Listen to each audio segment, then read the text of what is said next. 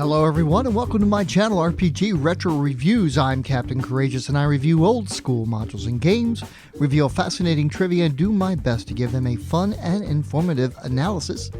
First of all, to all of you out there in YouTube land, I hope you are doing well and staying safe during this time of crisis. As it turns out for me, with my DJ business, things are kind of shut down until further notice here in Maryland, so I guess I will be using my free time here to make some videos.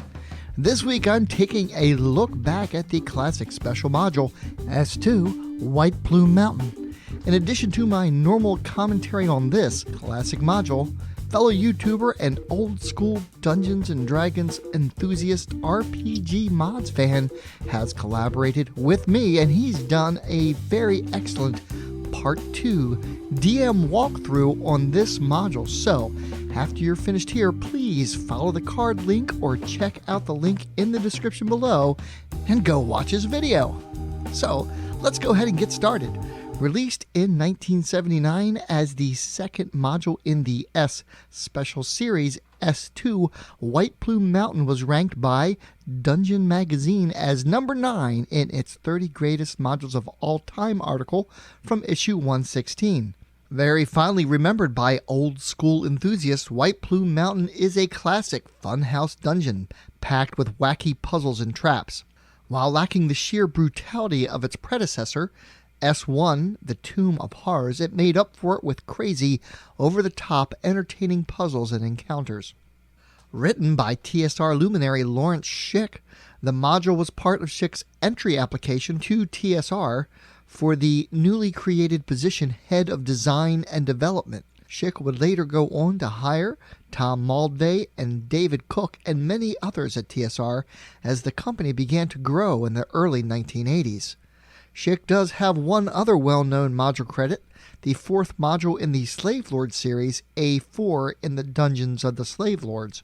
White Plume Mountain does have several other interesting distinctions. For one, it is the first Advanced Dungeons & Dragons TSR module release, not authored by Gary Gygax, and is considered the first professionally released Funhouse dungeon, though certainly such things were quite common in the early days of D&D. The encounters don't really string together to create a cohesive whole, and thus lacks the Gygaxian naturalism that was indicative of Gary Gygax's writing style. The plot of the module centers on the recovery of 3 artifact-level weapons, Wave, Black Razor, and Whelm. The unexpected publication of the module was something of an embarrassment for Schick, as he had cobbled together the dungeon for his TSR application from his best ideas from his 5 years of dungeon mastering. The weapon Black Razor is an obvious ripoff of Elric's Black Blade Stormbringer from Michael Moorcock's Elric of Melibone series. Of this, says Schick, that he would never have put it in the scenario if he ever thought it might be published. The weapons themselves are the property of several unnamed lords of the city of Greyhawk. The powerful weapons have mysteriously disappeared from their vaults by a method unknown. Servants were hanged, the Thieves Guild raided, and the mystery of the powerful weapons' disappearance goes unanswered until a cryptic poem shows up, apparently authored by a legendary mage of history named Caraptus. The poem goes as follows. Search ye far or search ye near, you'll find no trace of thee, unless you follow instructions clear, for the weapons abide with me. North past forest, farm, and furrow, you must go to the feathered mound, then down away from the sun you'll burrow. Forget life, forget light, forget sound. To rescue Wave you must do battle with the beast of the boiling bubble. Cross cavern vast, where chain-like rattle, less whelm past waterspouts double.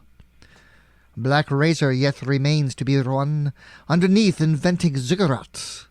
There, Gonord, think not that you're done, for now you'll find you are caught. I care not, former owners brave, what heroes you seek to hire. Though mighty, I'll make each one my slave, or send him to the fire. And that cheery little poem is authored by the legendary mage Caraptus, or at least his symbol is on the signature line of the poem. The feathered mound in the poem is identified as White Plume Mountain, and the nobles begin outfitting adventurers to travel to the place to recover their stolen weapons. What's never really made clear in the module is why Caraptus stole the legendary weapons to begin with. However, in 1999, during the run of the Silver Anniversary module series, a sequel to White Plume Mountain was published, Return to White Plume Mountain, and many of the plot holes of the original module were addressed. One of the more engaging and evocative elements of this module is the area map produced by Earl Otis for the 1981 re-release.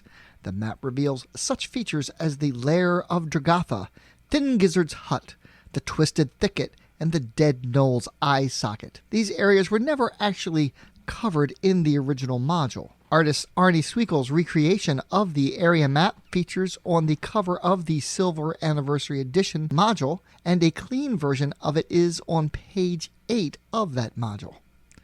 In 2005, Wizards of the Coast revisited the module again with an update for the 3.5 edition of the game, which you can find on the DM's Guild for only 99 cents. Furthermore, Dragatha's Lair was also detailed in 2001 as a tournament module for the RPGA's Adventurers Guild, which is available as a free PDF download on Wizards of the Coast website. Furthermore, in 2017, Wizards of the Coast released Tales from the Yawning Portal, in which many classic D&D modules got updates to the 5th edition of the game, including White Plume Mountain. I did a full review of that release when it came out, so please check out the card above. I'd also like to direct you to John Pinter's high-quality map redo for his realistic map series. If you'd like to get a nice map for your virtual tabletop, John's can't be beat and is available on the DM's Guild for only $2.99. Artwork for this module is typical for the time. The original monochrome cover features artwork by David Sutherland, and the 1981 re-release with updated TSR trade dress features cover art by Jeff D. The interior art for the monochrome release features pieces by Luminary TSR artists Earl Otis, David Sutherland, and Darlene Pickle.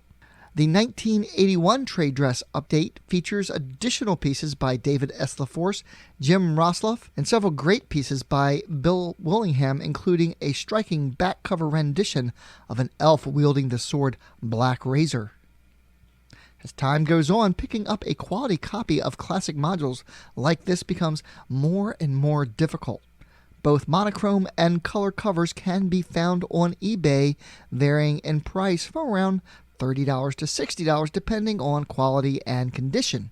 Fortunately, Drive-Thru RPG has a quality monochrome version of this module for print on demand, which includes the PDF for only $8.50, which is a great deal.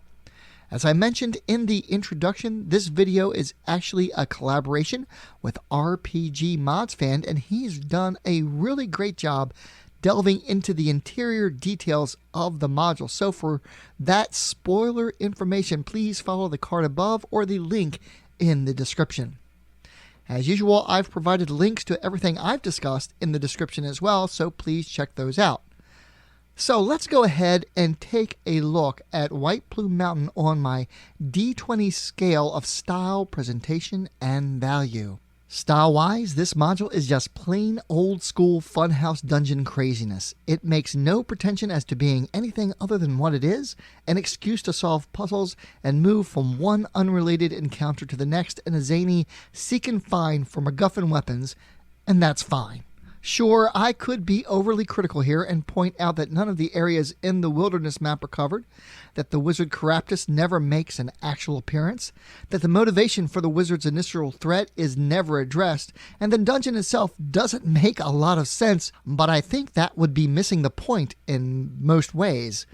Sometimes it's just about the fun, and this module is exactly that, fun in spades, so I'm going to rate it an 18. Presentation of the module is typical for its era. The artwork in the 1981 module expands the page count from 12 to 16, so it might be worthwhile to pick up that if you can. This module is really a good old-fashioned straightforward dungeon crawl. The background and history are presented to the players, and then they start at the entrance to the dungeon.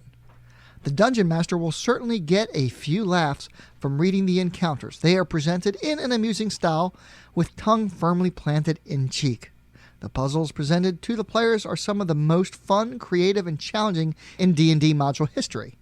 And that's why it's so fondly remembered by old-school D&D enthusiasts. So, I'm going to rate it a 19. Finally, let's look at value. If you are a collector, you might want to try and get your hands on an original print of this module. But in my opinion, the prices are just too much.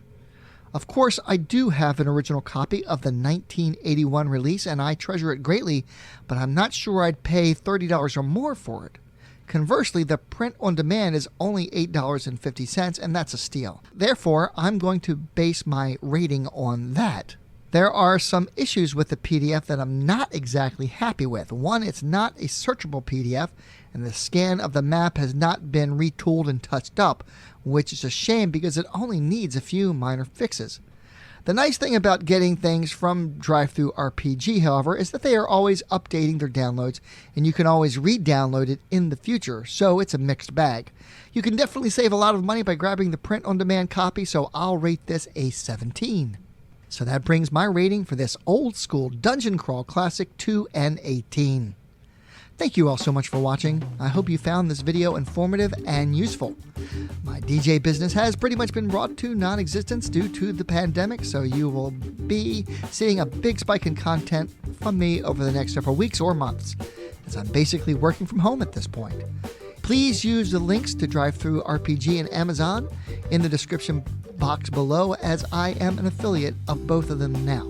I'd also like to give a big shout out to my patrons who have been very generous by supporting me. Finally, please subscribe and click the little bell so you can get notifications when I upload more content. Like, comment, and share. Join the RPG Retro Review Facebook group and consider supporting the channel by becoming a Patreon. And as always, my friends, may your D20 roll true and game on.